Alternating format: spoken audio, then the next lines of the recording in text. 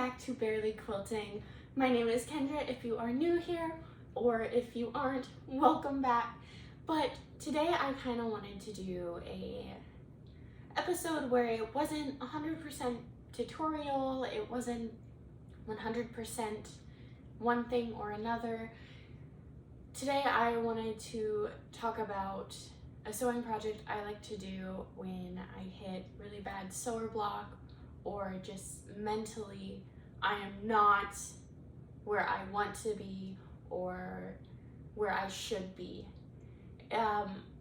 Since the start of this channel, it has been a very hard year in my personal life, and we won't get too much into that, but it gets to the point where it is, I don't even want to sew, I don't want to do a lot of these things, and I just want to bring a light to that and say, yes, the reason you are feeling this, it's normal, it happens, and we are going to be okay. And this is a pattern that I don't necessarily have exactly what I guess is a written pattern. I did look online and there are a couple that are similar. The one I found, I think that was the most similar was like the layer cake shuffle or something like that. I just know how to make these blocks from my mom teaching me to make these blocks, and I did mine 6 rows and 7 blocks across, I believe. I'll put the correct wording, measurements, I'm a contractor's daughter, numbers. But that is what today's video is going to be about. Just a simple pattern I like to use to get back into sewing, as life is hard sometimes and we all have our own ways to get through that block, and this is going to be my way. So I'm going to have you follow me over to the cutting table where I'm going to show you what materials I am using today, and I will meet you back here at the end and we will open up this quilt.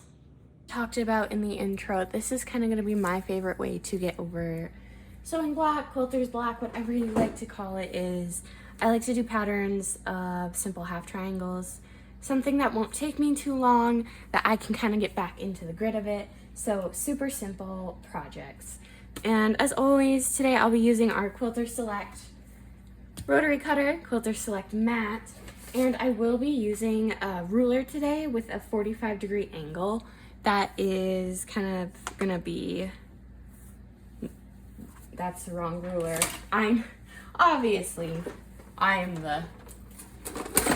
the adult here. My Creative Grid 45-degree angle ruler as well, which is just going to be our 10 by 10 because my blocks will be a bit bigger.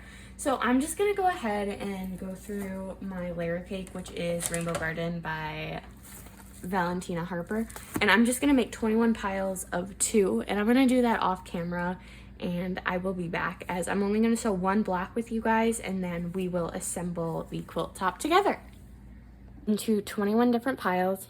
And all I did was I took this and I lined it up 2 of my layer cake pieces, and I have them lined up on a mat that has the 42-degree mark. And I like to actually just take another cutting mat to mark this instead of using a ruler, just because it's a bit longer.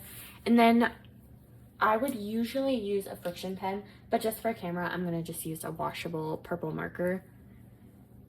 And then I'm just gonna go ahead and mark that 45 degrees, just so you can see that mark. And I'll straighten it up, and then I'm just gonna sew at a 1/4 inch seam allowance on each side, which I will show you next. So our next step is gonna be pretty simple. It's to take 2 of our pieces that we made, and we're gonna put the dark sides together, or light side to dark side like this. And I kind of just like try to line it up the best I can, because they're not gonna be even.